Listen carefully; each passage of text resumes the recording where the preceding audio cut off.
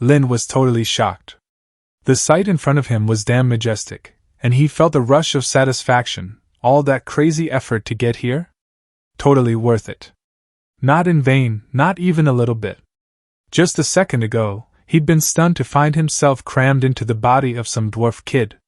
Now, he was gaping at the dwarven kingdom, which was way more bustling and prosperous than he'd ever imagined. This place was hopping. Different species were everywhere, just hanging out, laughing, and actually looking like they were having a good time for once. Some folks were even wearing these ridiculous playful costumes, basically cosplaying as rabbits and bunnies, which, honestly, was not the grim, beard and ill dwarf aesthetic he'd been expecting. Lin had to admit, the dwarves' main city was vibrant and full of life. It was the complete opposite of that dark, creepy grand tomb he'd seen before. Compared to that depressing shithole, this place looked like a straight-up paradise. Like heaven on earth. And that's exactly what he was thinking when a voice cut through the noise from behind him. It was sharp and totally dismissive, basically dripping with attitude. "What on earth do you mean by calling this place heaven?" it demanded. Lin, well, the body he was currently borrowing, turned around to see a girl glaring daggers at him. She had that look, you know, the one that says you're something she just scraped off her boot. She didn't wait for an answer. "Well? Where are they?" she snapped. "The flowers you were supposed to bring back for me? Or did you forget again?" And that's when it clicked for Lin. Oh bro. He'd just landed himself in the middle of some serious teenage dwarf drama. The poor sucker whose body he'd stolen was named Dennis, and this girl berating him was his personal nightmare, a total gold digger who Dennis was desperately trying to please. She didn't hold back either. She launched into a full-on rant, insulting him without restraint, calling him useless and probably a bunch of other names under her breath. As her tirade washed over him, Lin quickly pieced the whole pathetic situation together. Dennis wasn't some hero. He was just a lovesick fool, a total loser chasing after a girl who was clearly just using him for free flowers and probably whatever else she could get. What a bunch of bullshit. Let's be real, she didn't give a damn about him. Dennis was just a walking wallet and a flower delivery service to her. All she cared about was what he could provide. So, Lin was seriously unimpressed. He just turned away like she was boring him to tears and muttered that she was straight up crazy. He had way bigger, way more important things to do than waste his time on some shallow, high-maintenance woman like her. This loser Dennis might have put up with it, but Lin sure as hell wouldn't. For the first time ever, the girl looked actually startled.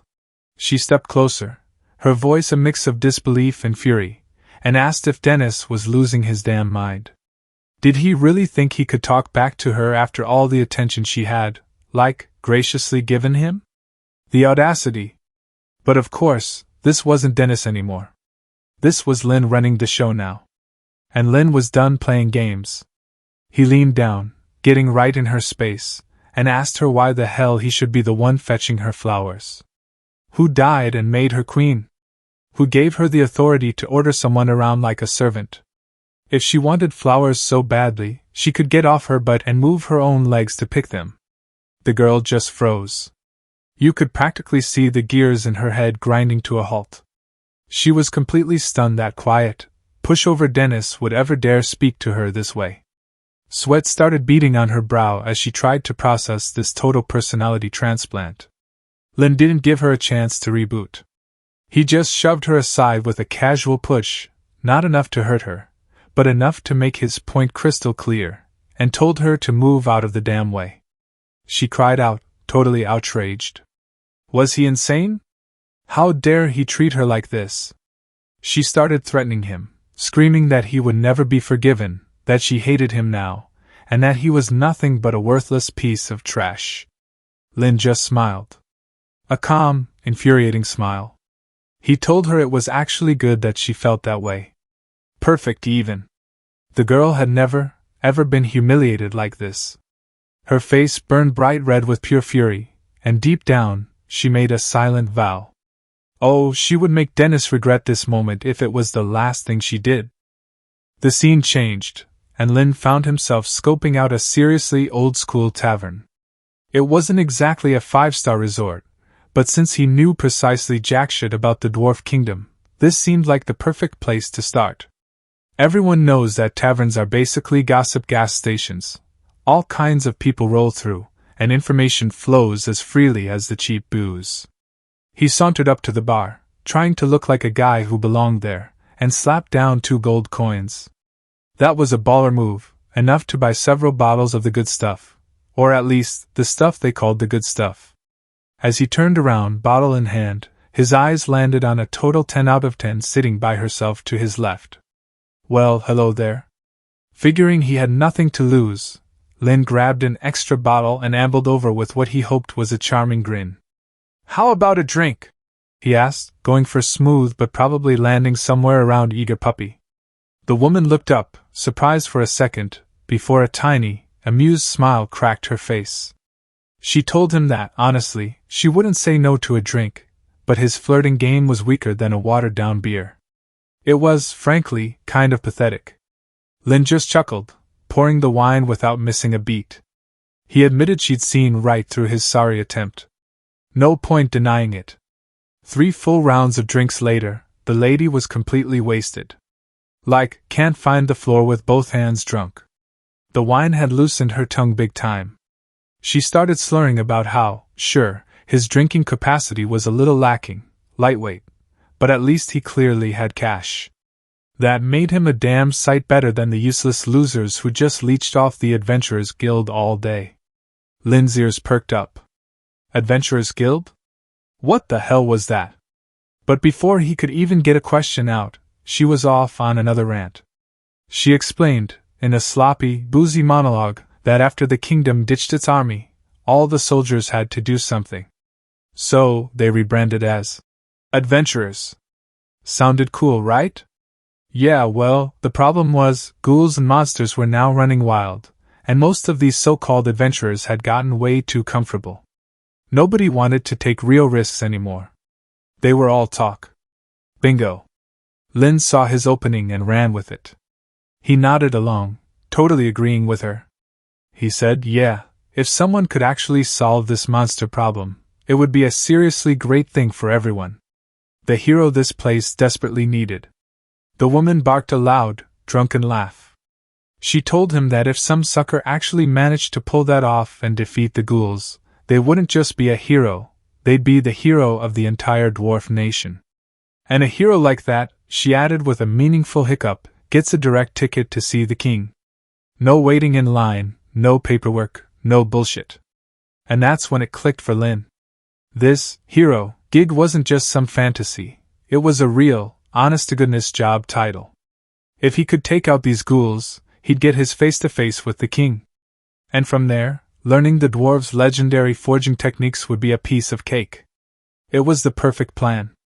Exactly what he needed. The scene jumped to a traveler's in the next morning, where Lin woke up feeling like a goblin had used his head for drum practice. The headache was a real bitch. Bleary-eyed, he looked around and damn near jumped out of his skin. There, still asleep beside him, was the beautiful lady from the bar.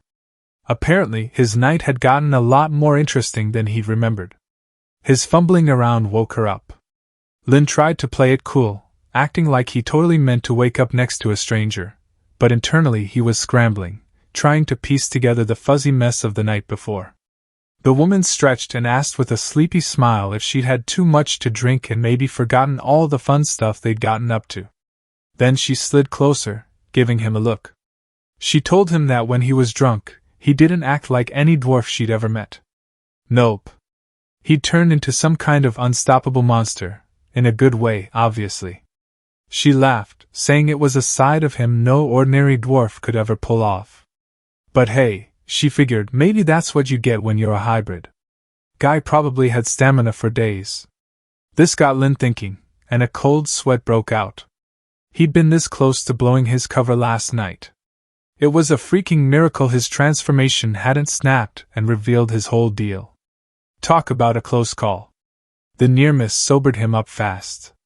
He knew what he had to do next, win the king's favor by dealing with those ghouls. But who the hell was gonna believe one dwarf could handle that solo? That sounded like a great way to get called a bullshit artist, or worse, get eaten.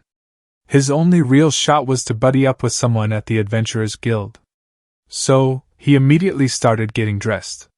The woman was surprised, asking why he was bouncing so early when the sun wasn't even up yet. Lin, all business now, just said he had some important stuff to handle and had to jet. She tried to stop him, asking for at least his name or where he lived, but Lin just gave her a mysterious smile and kept moving. This, of course, made her even more into him. As he headed for the door, she called out, telling him not to go. She'd never had that much fun or felt like she was in heaven until last night. Too bad, lady. Lin had monsters to kill. By first light, Lin was standing in front of this massive, intimidating building, the Adventurers Guild. The place was dead quiet. Like weirdly quiet. For a second, he wondered if the whole operation had just given up and gone home. But he went in anyway and was immediately greeted by two dwarf dudes hanging around inside. The first one basically said, "You here to join up and hunt some ghouls or what?" The second one seemed genuinely pleased, like he was tired of talking to the same old faces. He said it was always good to see a young guy with some ambition and gave him a warm welcome to their crew, the Carmen Guild. Lin figured it might be his only option in the whole kingdom, quiet or not.